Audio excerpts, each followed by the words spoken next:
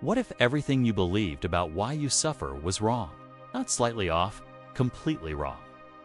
Most people spend their entire lives asking, why am I like this? Blaming their past, their parents, their circumstances, and they stay stuck. Forever looking backward, trying to explain the present through the lens of old wounds. But there was a man, a psychologist, a philosopher, a quiet revolutionary who looked at all of that and said, "You're asking the wrong question entirely." His name was Alfred Adler, and the ideas he left behind might be the most practically useful framework for living a meaningful life that almost nobody talks about. Stay with me, because what comes next genuinely changes how you see yourself. Adler was a contemporary of Freud. They knew each other, worked in the same circles, and eventually parted ways because Adler refused to believe that human beings were prisoners of their unconscious desires or their childhood trauma. He thought that was not only incomplete, but actually harmful.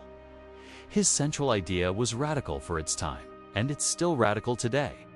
You are not determined by your past. You are oriented toward your future. Think about that for a moment. Every therapy session, every self-help book, every conversation with a well-meaning friend tends to circle back to what happened to you. Your early experiences, your wounds, your conditioning. As if understanding the origin of a fire tells you how to stop it from burning. Adler said, "Look at where you're going, not where you've been." He called this teleology the idea that human behavior is goal-directed. That everything you do, even the things that seem irrational or self-destructive, is in service of some goal you've set for yourself, consciously or not. Here's where it gets interesting and a little uncomfortable. Adler believed that all human beings are born into a feeling of inferiority. It's not as a flaw, not as a wound. As a simple fact of being small, dependent, and powerless in a world built for adults. A child cannot feed itself, cannot protect itself, cannot understand the world around it, and so it feels inferior.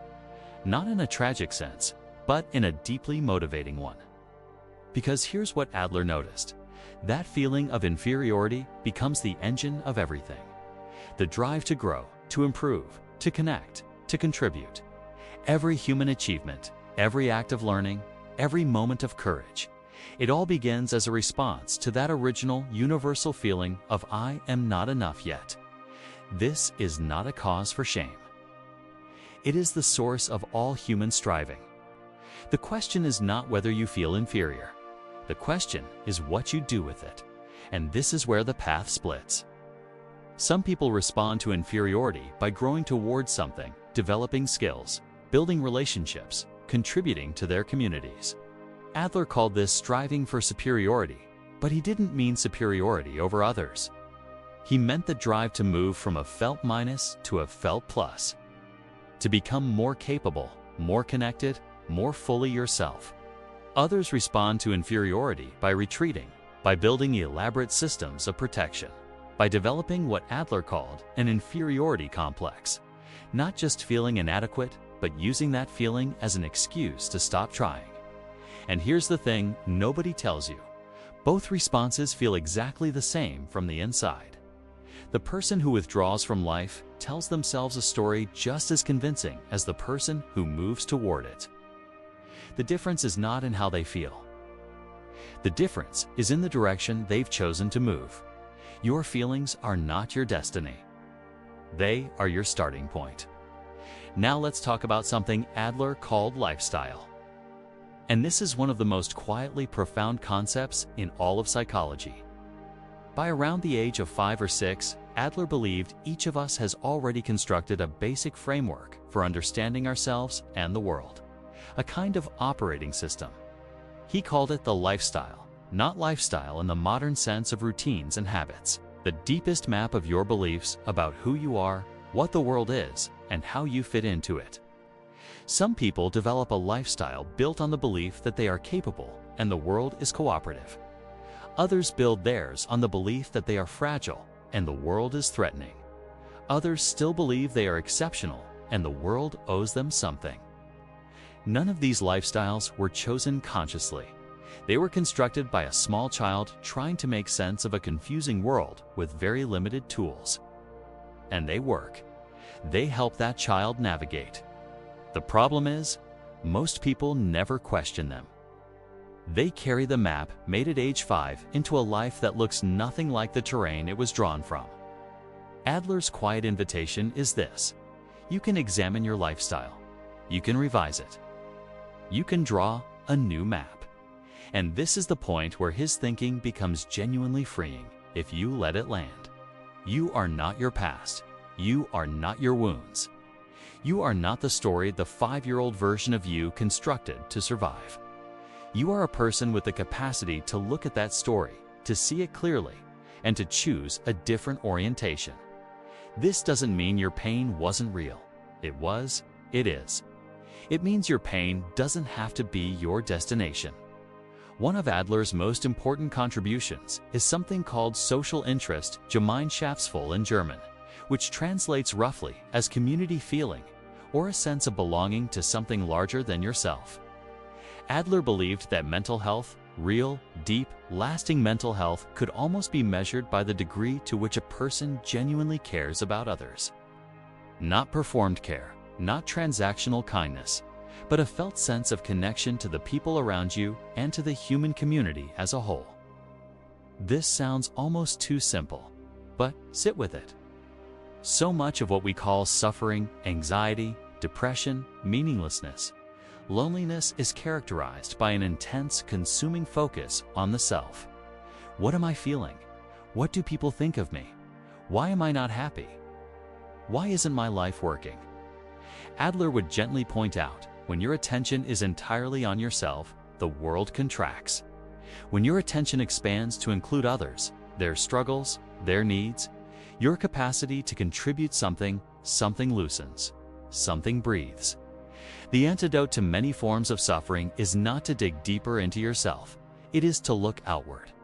This leads to one of the most practical insights Adler ever articulated, and one that people often find either liberating or deeply unsettling. He said, all problems are interpersonal problems. Not all problems are caused by other people, but all problems, every source of genuine human suffering, involves our relationship to others in some way. The anxiety you feel is about how you're perceived. Sadness is about connection lost or never found. The sense of meaninglessness is about not mattering to anyone or not knowing how to matter. Even the most internal, private suffering is relational at its core, which means the path through it is also relational, not necessarily through grand gestures or dramatic transformations. Often through something as simple as deciding to be genuinely interested in the person in front of you, to listen with real attention, to contribute something, however small, to someone else's day. These are not consolation prizes for people who haven't figured out their deeper issues. These are the deeper issues, resolved. There's one more concept from Adler that I want to leave you with because I think it might be the most important one. He believed in the courage to be imperfect. We live in a world that rewards the performance of having everything together, of knowing what you're doing, of appearing confident and capable and certain. And most of us have internalized that standard so deeply that we feel a kind of shame around our ordinariness, around our uncertainty.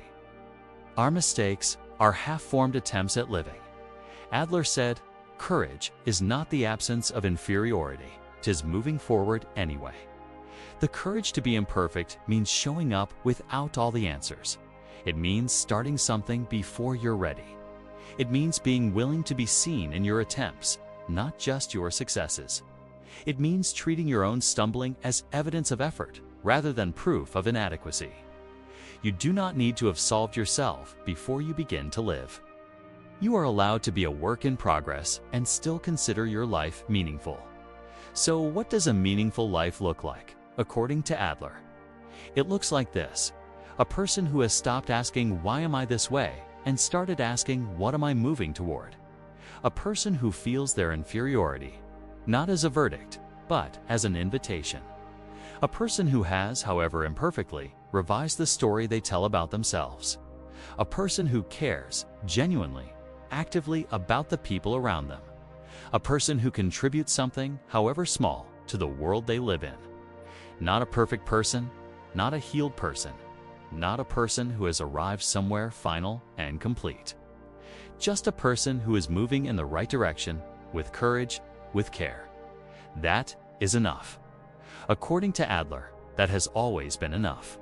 And somewhere in that quiet, radical idea that you are not determined, that you can choose your direction, that your life becomes meaningful through your connection to others and your courage to keep moving. There is something that feels, if you let it, a little like relief. You don't have to have it figured out. You just have to keep going. If this resonated with you, share it with someone who needs to hear this. Don't forget to like the video, and if you want more videos like this, make sure to subscribe. I'll see you in the next one.